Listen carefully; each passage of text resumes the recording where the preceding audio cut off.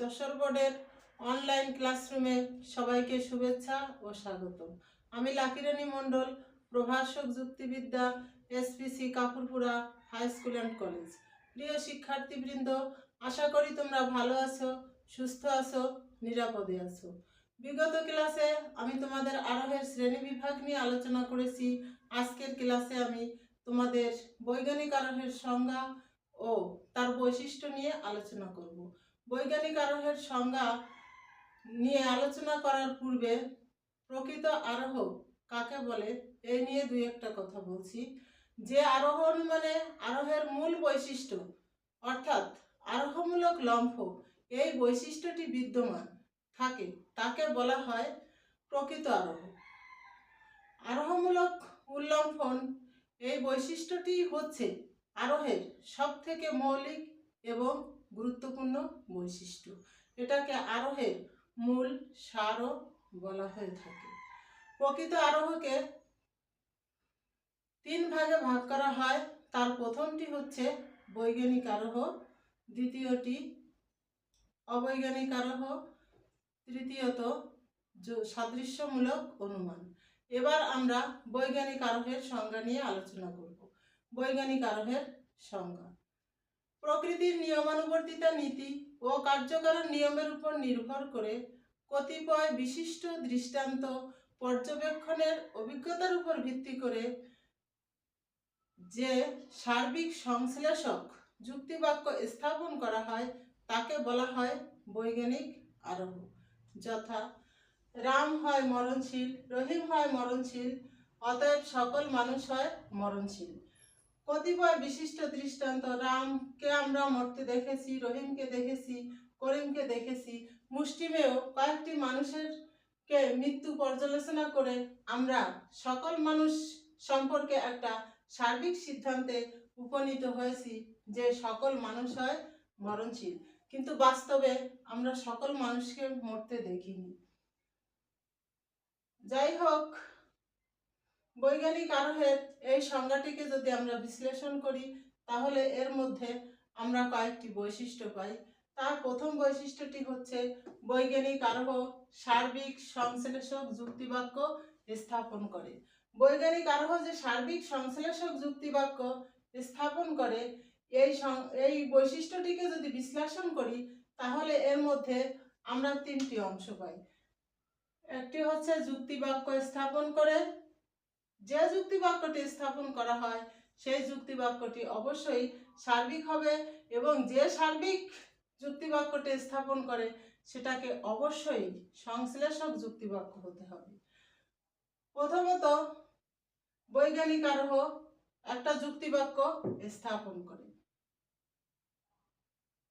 যুক্তিবাক্যে দুটি পদের মধ্যে একটা সম্পর্কের বিবৃতিকে বলা হয় পদ বা যুক্তিবাক্য।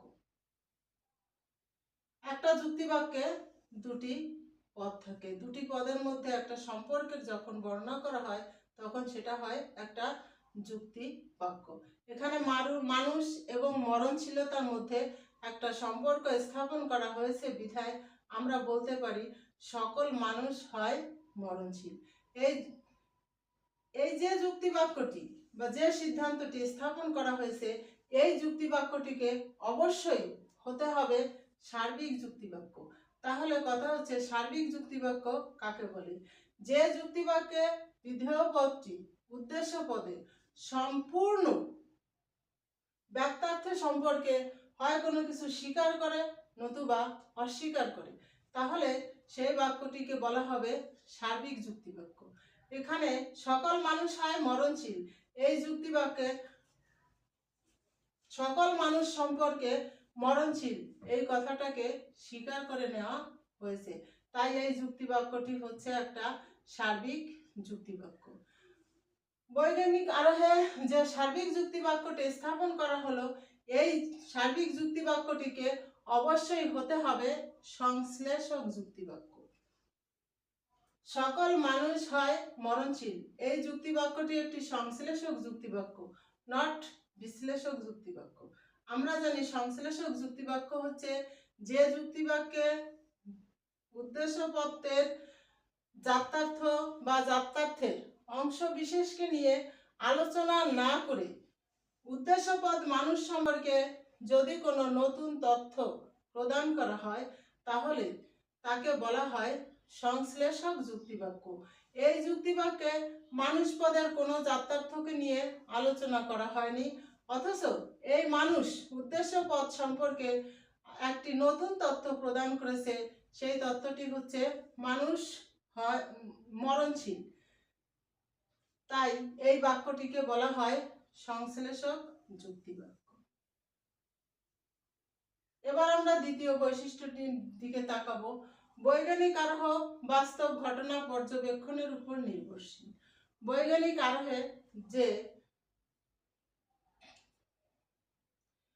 সিদ্ধান্তটি স্থাপন করা হবে সেটা বাস্তবের সাথে সামঞ্জস্যপূর্ণ হতে হবে।